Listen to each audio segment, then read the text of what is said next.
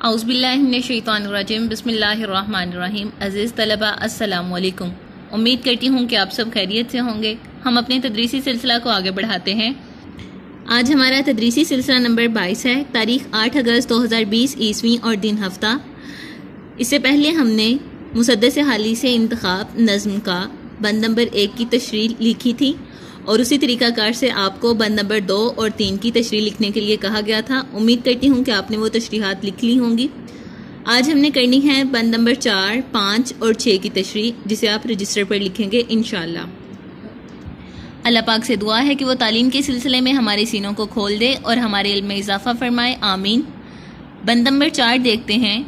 لکھا ہوا ہے، ہر ایک میں کدے سے بھرا جا کے ساغر، ہر ایک گھاٹ سے آئے سیراب ہو کر، گرے مسل پروانہ ہر روشنی پر، گراں میں لیا باندھ حکم پیمبر، کہ حکمت کو ایک گمشدہ لال سمجھو، جہاں پاؤ اسے اپنا مال سمجھو۔ سوال کی تشریح، اشعار کی تشریح کے حوالے سے آپ پہلے ہی واقف ہیں کہ اشعار کی تشریح ہم کس طرح کرتے ہیں۔ سب سے پہلے ہم حوالہ شعر یا حوالہ بند لکھتے ہیں، اس میں ہم کیا لکھتے ہیں؟ نظم کا عنوان اور شاعر کا نام، اور اس کے ساتھ ساتھ ہم مفہوم لکھتے ہیں۔ ان کے اشاریہ 5 نمبر ہوتے ہیں، کل نمبر 2 ہوتے ہیں، جس میں سے اشاریہ 5 حوالہ شعر اور مفہوم کے ہوتے ہیں۔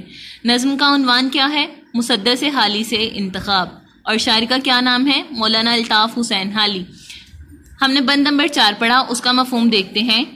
اسلام کی آمد پر ہر طرف سے لوگ اس سے فیضیاب ہونے کے لیے اس کی طرف ایسے لپکے جیسے روشنی پر پروانہ۔ وہ نبی صلی اللہ علیہ وسلم کے حکم کو گرہ سے باندھ کر عمل کرنے لگے، جو نبی صلی اللہ علیہ وسلم کا حکم تھا کہ حکمت کو ایک گمشدہ دولت سمجھو اور جہاں ملے اسے حاصل کرو۔ اب سوال میں ہم سے کیا طلب کیا گیا تھا؟ تشریح، اس لیے ہم نے تشریح کی مین ہیڈنگ لکھی۔ اس کو بالکل درمیان میں اس کی سرخی لکھنی ہے، اس کو انڈر لائن کرنا ہے۔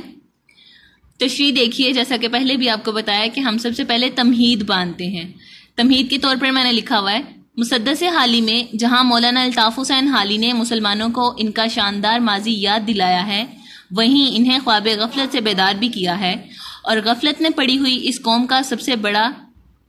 قوم کا بڑا ہی درد انگیز نقشہ پیش کیا ہے۔ حالی مسلمانوں کو تنبیہ کرتے ہیں کہ ایسی غفلت کی حالت میں کسی کو بھی جائے پناہ نہیں ملے گی۔ جائے پناہ کہتے ہیں پناہ کی جگہ کو، یہاں پر اس سے مراد فرار کی جگہ ہے، فرار ہونے کے لیے کوئی جگہ تلاش کرنا۔ برِ صغیر کے مسلمانوں نے جب اسلام کی تعلیمات کو چھوڑ دیا تو غیر مذہب ان پر حکمران بن گیا اور اپنی اجارہ داری قائم کر لی، تو حاکم قوم محکوم بن گئی۔ حاکم قوم کون تھی؟ مسلمان، جنہوں نے اسلام کی تعلیمات پر جب تک وہ عمل کرتے رہے تب تک وہ حاکم رہے، مگر جیسے ہی انہوں نے اسلام کی تعلیمات پر عمل کرنا چھوڑ دیا تو وہ محکوم بن گئے۔ نبی صلی اللہ علیہ وسلم کا فرمان ہے، جیسا کہ ہم نے بند میں بھی پڑھا تھا، حکمت مومن کی گمشدہ میراث ہے، وہ اسے جہاں پائے حاصل کرے۔ وہ سے مراد یہاں پر مومن ہے۔ یہ نبی صلی اللہ علیہ وسلم کا فرمان ہے، حدیث مبارک ہے، اس لیے ہم نے اس کو واوین میں لکھا اور بالکل درمیان میں لکھا۔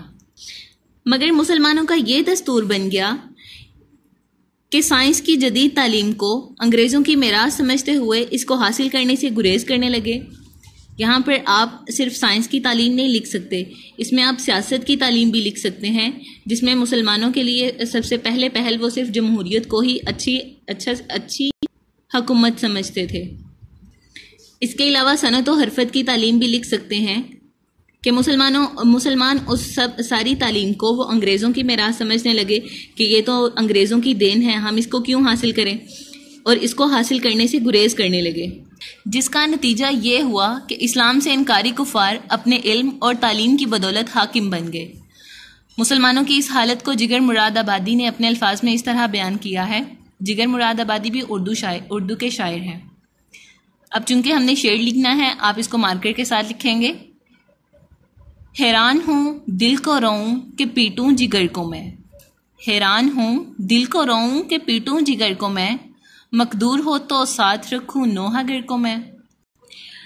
زیر تشریح بند میں حالی مسلمانوں کے ان کے اسلاف کے متعلق بتا رہے ہیں کہ جب اسلام کی تعلیمات عام ہوئیں تو ہر طرف سے لوگ اس سے فائدہ حاصل کرنے لگے، اور انہوں نے نبی صلی اللہ علیہ وسلم کے قول کو گرہ سے باندھ لیا۔ قول کیا تھا؟ کہ حکمت مومن کی گمشدہ میراث ہے، وہ اسے جہاں پائے اس کو حاصل کرے، اور وہ ہر طرح کے علم و فن سے فیضیاب ہونے لگے۔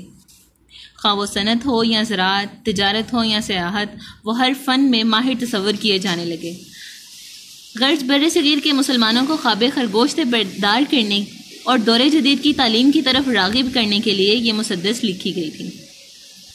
یہ تھی بند نمبر 4 کی تشریح۔ آپ نے بند نمبر 5 اور 6 کی تشریح بھی اسی طرح کرنی ہے، جس میں آپ حوالہ جاتی اشعار لکھیں گے اور کوئی بھی احادیث یا قول کا حوالہ جو اس شعر سے ملتا جلتا ہو وہ آپ تحریر کریں گے۔ امید کرتی ہوں کہ آپ کو اس سبق کی سمجھ آ گئی ہوگی اور آپ اپنا گھر کا کام مکمل کریں گے انشاءاللہ۔ اللہ حافظ۔